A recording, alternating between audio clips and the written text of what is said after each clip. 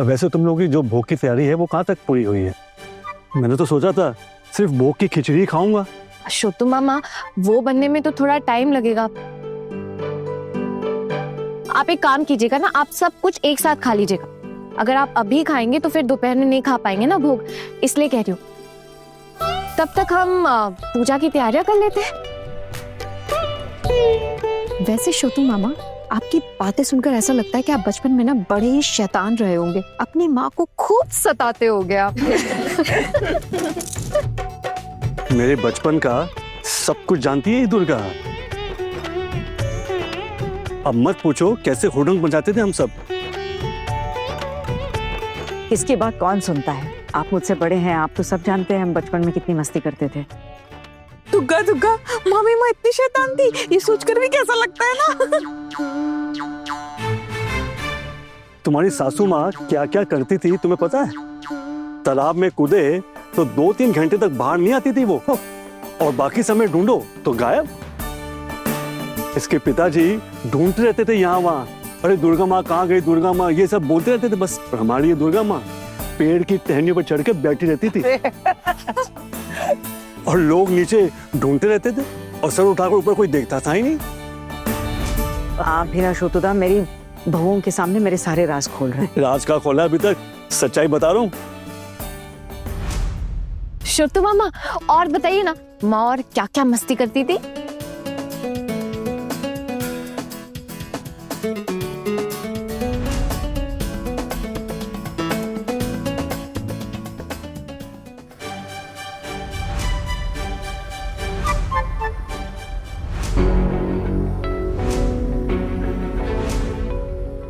महाराज जी, कितना समय लगेगा भोग तैयार होने में? बस हो गया दादा बाबू, एक हांडी खिचड़ी उतार चुके हैं। आपने इतना सारा भोग बना दिया? हाँ दादा बाबू, जितना छोटी बहू ने कहा था उतना ही बनाया है।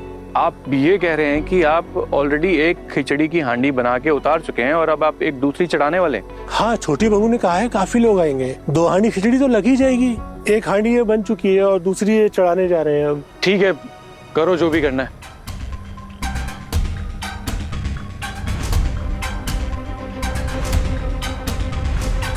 अच्छा, मैं कह रहा था कि ये जो खिचड़ी की हांडी हो चुकी है ना तैयार, मैं ये लेकर जा रहा हूँ। क्या है ना कि मोहल्ले के सब लोग तो आ नहीं पाए, जैसे कि कुछ बुजुर्ग, कुछ औरतें वगैरह, तो अब उन सबको भोग तो भिजवाना पड़ेगा ना। यहाँ पे भोग प्रसाद बटे और उन्हें ना मिले, ये तो अच्छा नहीं लगता, इसलिए। हाँ दादा बाबू, अच्छा विचार है, ले जाइए। लेकिन जो दूसरी हांडी खिचड़ी चढ़ा रहा हूँ उसमें यहाँ सबका हो जाएगा ना? अरे इतनी खिचड़ी में तो 7 दिन तक भी खाए ना तो खत्म नहीं होगी। आपको क्या लग रहा है ये इतनी सारी खिचड़ी मैं खाऊंगा क्या? क्या बात कर रहे हैं आप भी? नहीं नहीं दादा बाबू, ऐसी बात नहीं है। मैं पहली बार आया हूँ ना, और मैं आपको पहचानता भी नहीं हूँ। आप इसी घर के सदस्य हैं ना? मैंने सुबह से तो आपको देखा नहीं। आप मुझ पे शक कर रहे हैं क्या? नहीं दादा बाबू, ऐसी बात नहीं है। छोटी बहू पूछेगी तो बताना पड़ेगा ना कि खिचड़ी किसके हाथ भिजवाई है। आप अपनी बकवास बंद कीजिए। मैं इस घर का एक अहम सदस्य हूँ, समझे? चिंता मत कीजिए आप।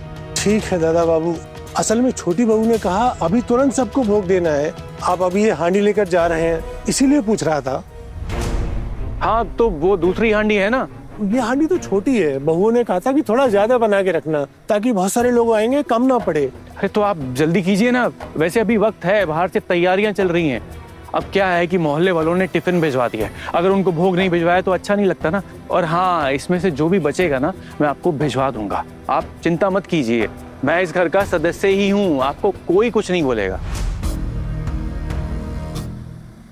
ठीक है, जब आप इस घर के सदस्य हैं और जिम्मेदारी ले रखी है, कोई दिक्कत नहीं, आप ले जाइए। अरे रुपेन। हाँ हाँ पोल्टूदा, क्या हुआ? जल्दी कर।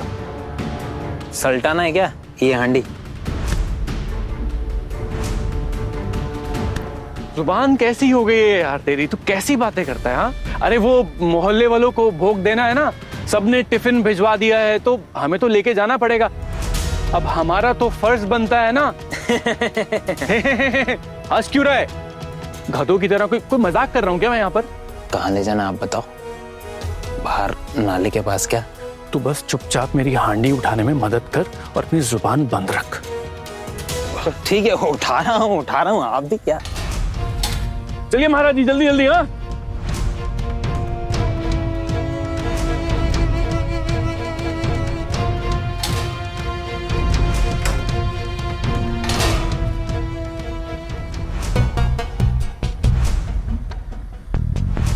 ये भोग लेके कहाँ जा रहे हैं, कुछ समझ आया क्या?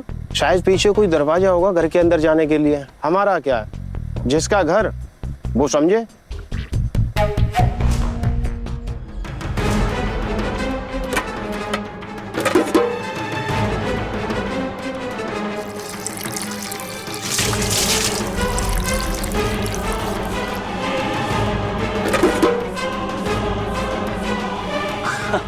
वाह दादा, कमाल कर दिया आपने तो। आज तो आपके घर की बहुओं की ऐसी छिच्चा होने वाली है, ऐसी बेइज्जती होने वाली है कि कभी किसी को मुंह नहीं दिखा पाएंगी।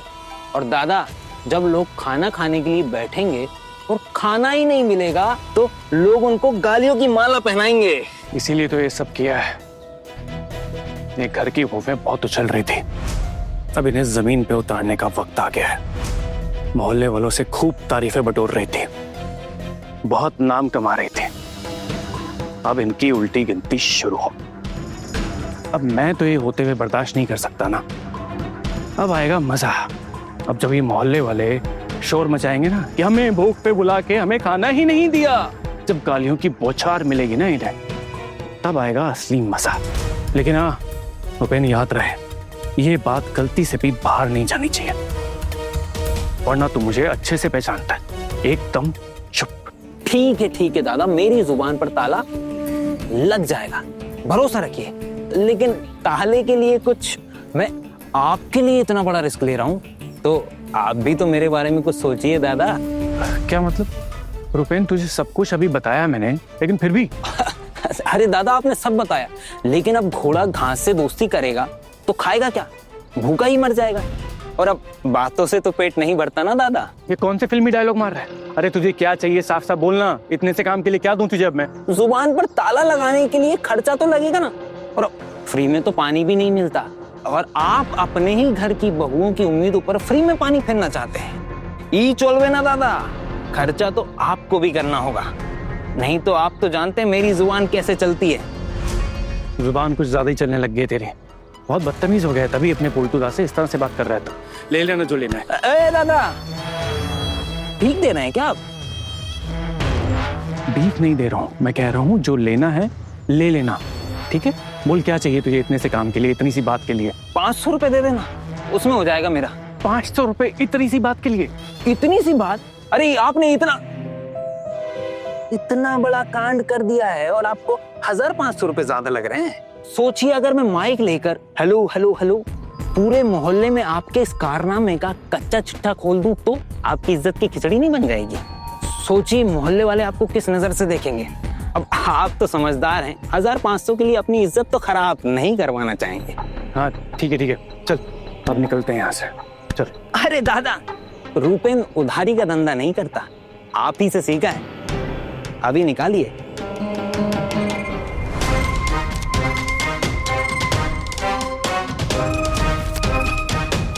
दादा, अब मैं आपकी साइड में हूँ, अब से मैं आपका खरीदा हुआ गुलाम, जो आप कहेंगे वैसे ही। सबसे पहले मैं ही चिल्लाऊंगा, ओ बौदी, भोग दो, खाना दो, भूख लगी है। और वो भोग नहीं दे पाएंगी। ये बता, दूसरी हांडी बनने में कितना टाइम है? बनेगी भी या नहीं? थोड़ा सा ही एक्स्ट्रा बनने वाला है, अब देखते हैं घर की बहुएं क्या करेंगी। वाह दादा, कमाल कर दिया, क्या दिमाग। कर दीवारों के भी कान होते हैं यहाँ पर। दादा, भोग तैयार हुआ कि नहीं? बच्चों को बहुत भूख लगी है और इंतजार नहीं करवा सकते। हाँ बस और 5 मिनट, अभी उतार देता हूँ। अरे आपने तो भोग के लिए एक और देग बनाई थी ना, वो कहाँ गई? ये तो छोटी वाली हांडी है, बड़ी वाली हांडी कहाँ गई? वो तो लेकर गए।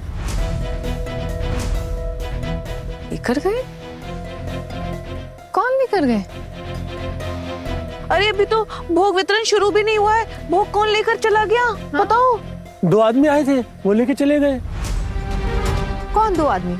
हमने तो किसी को नहीं भेजा। नाम तो पता नहीं, कह रहे थे कि आप ही के घर के लोग हैं।